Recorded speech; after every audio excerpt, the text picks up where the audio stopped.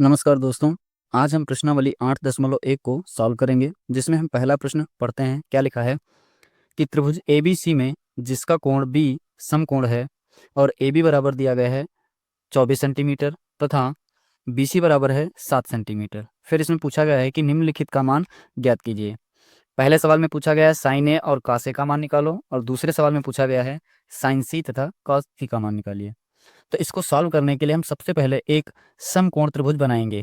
तो हमने एक समकोण त्रिभुज बना लिया है जिसका नाम है ABC, और बी कोण क्या है? समकोण है। तो इसमें लिखा है AB बराबर कितना? 24 सेंटीमीटर। तो इसका मतलब ये जो AB भुजा है ये कितनी दी गई है? 24 सेंटीमीटर। तो इसको लिख लेते हैं 24 सेंटीमीटर। और एक भुजा दी गई है BC कितनी दी गई है?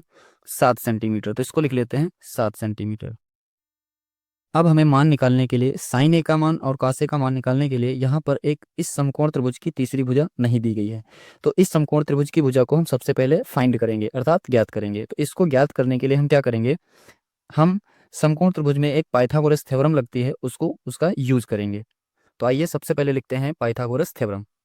तो हमने पाइथागोरस थ्योरम लिख ली है। पाइथागोरस थ्योरम क्या होती है कि कर्ण का स्क्वायर बराबर होता है समकोण त्रिभुज की आधार की भुजा का स्क्वायर प्लस लंब का स्क्वायर। तो हम अगर देखें इस समकोण त्रिभुज में कर्ण भुजा तो नहीं दी है, तो इसको ऐसे ही लिख लेते हैं, कर्ण को कर्ण ही लिखा रहने देते हैं। अब हम देखते हैं आधार कितना दिया है, तो 24 सेंटीमीटर दिया है, तो इसको लिखेंगे 24 का स्क्वायर प्लस लंब कितना दिया है? 7 सेंटीमीटर। तो क्या लिखेंगे? 7 का स्क्वायर। अब इसे हम आगे सॉल्व करेंगे, तो सॉल्व करने पर क्या मिलेगा? तो क्या लिखेंगे? कर्ण स्क्वायर। अब 24 का स्क्वायर करेंगे तो 24 का स्क्वायर कितना आता है वो लिख लेते हैं। तो 24 का स्क्वायर आता है 576। आगे क्या लिखेंगे? फिर 7 का स्क्वायर कितना होगा? 49।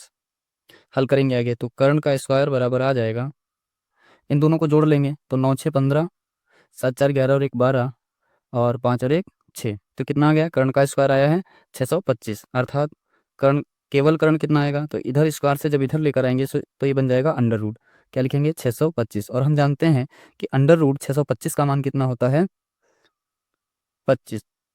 तो हमने ज्ञात कर लिया कर्ण कितना आया? 25 सेंटीमीटर का। तो इसका मतलब है जो AC भुजा है वो कितनी हो जाएगी? 25 सेंटीमीटर की। ठीक है। अब हम सभी के मान निकालते हैं। साइन ए का मान निकालते हैं, फिर कॉस ए का मान निकालेंगे। उसी प्रकार से साइन सी का मान और कॉस सी का मान निकाल लेंगे। तो सबसे पहले साइन ए का मान निकालते हैं। आइए सबसे पहले साइन ए का मान निकालते हैं। तो लिखेंगे साइन ए।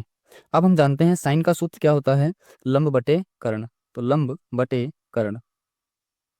तो हम लिख सकते हैं ए, तो साइन ए, ये दिया है। ए के लिए लंब भुजा कौन सी हो जाएगी? तो ए के लिए लंब भुजा इसके सामने कितनी है? 7। तो क्या लिखेंगे? 7 सेंटीमीटर बटे ए के लिए कर्ण भुजा कौन सी होगी? 25 सेंटीमीटर। तो इसे क्या लिख लेंगे? 25 सेंटीमीटर। तो सेंटीमीटर सेंटीमीटर कट जाएगा, तो आंसर कितना आएगा? 7/25। अब हम मान निकालते हैं कॉस ए का। तो कॉस का सूत्र क्या होता है? आधार बटे कर्ण। तो अब हम समझेंगे ए के लिए, कोण ए के लिए आधार कितना है?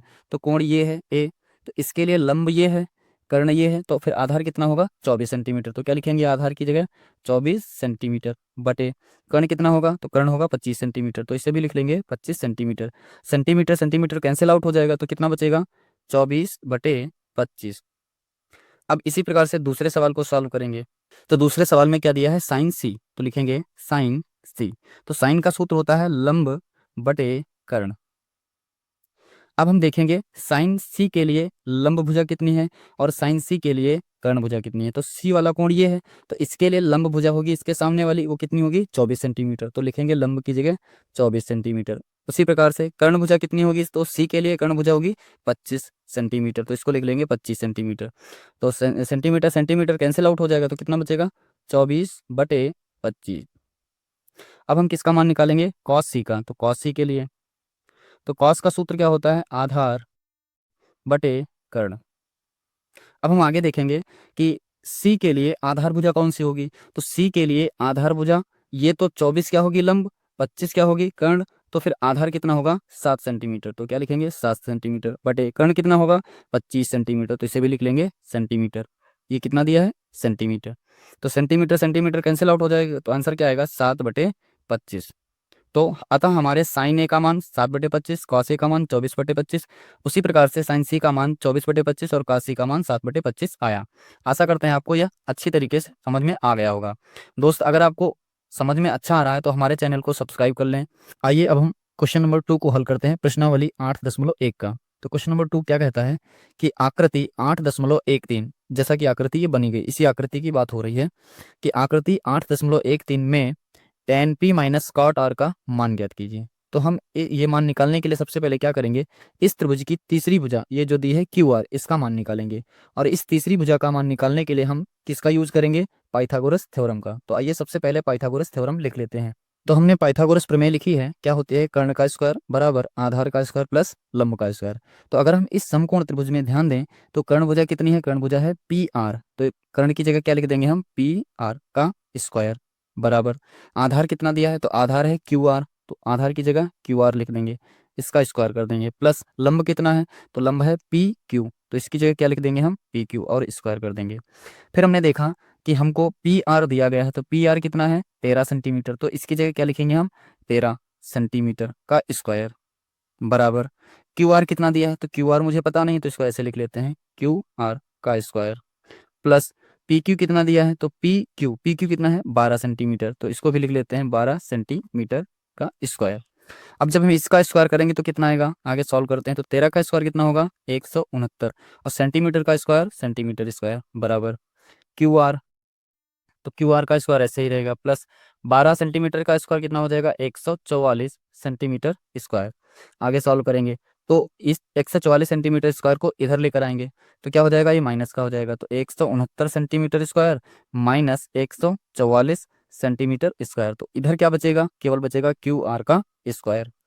तो जब हम 169 से 144 घटाएंगे तो कितना बचेगा, 25 सेंटीमीटर स्क्वायर, और इधर क्या बचेगा, QR स्क्वायर। अब स्क्वायर को इधर लेकर आएंगे तो क्या बन जाएगा, अंडर रूट, तो क्या लिखेंगे, अंडर रूट 25 सेंटीमीटर स्क्वायर। जब हम इसे आगे सॉल्व करेंगे तो क्या आएगा, 25 सेंटीमीटर का स्क्वायर कितना हो जाएगा, अंडर रूट निकालेंगे तो 5 सेंटीमीटर, तो अर्थात QR कितना आ गया, 5 सेंटीमीटर आ गया। तो हम QR की जगह कितना लिख सकते हैं, 5 सेंटीमीटर। अतः हमने अब इस समकोण त्रिभुज में तीनों भुजाएं मुझे पता हो गई। अब हम क्या करेंगे, दिए हुए क्वेश्चन का हल करेंगे। तो tan p minus cot r का मान निकालेंगे। तो लिखेंगे अब tan p minus cot r किसके बराबर होगा, तो tan p, तो tan का सूत्र क्या होता है, लंब बटे आधार। तो इस p कोण के लिए, इस कोण p के लिए लंब भुजा कितनी होगी, तो p के सामने कौन सी भुजा है, 5 सेंटीमीटर, तो ये लंब कितना हो जाएगा, 5 सेंटीमीटर बटे आधार कितना होगा, तो इस p के लिए ये लंब हो गई, ये कर्ण हो गई, क्योंकि 90 के सामने की भुजा कर्ण होती है, तो ये लंब और ये कर्ण, तो फिर ये क्या बची, आधार। तो आधार कितना हो जाएगा, 12 माइनस कॉट r। अगर हम ध्यान से देखें तो r ये है, तो r के लिए लंब भुजा कौन सी हो जाएगी, ये, और कर्ण भुजा ये होगी, आधार ये होगा। तो कॉट का सूत्र क्या होता है, आधार बटे लंब। तो आधार कितना होगा r के लिए, 5, लंब कितना होगा, तो लंब होगा 12 सेंटीमीटर, तो लिख देंगे 12। तो हमने देखा कि एक मान प्लस का है और दूसरा मान माइनस का, और दोनों बराबर है, तो ये कट जाएंगे तो कितना आएगा, 0। तो अतः tan p minus cot r का मान कितना आ गया, 0। तो यही हमारा उत्तर होगा।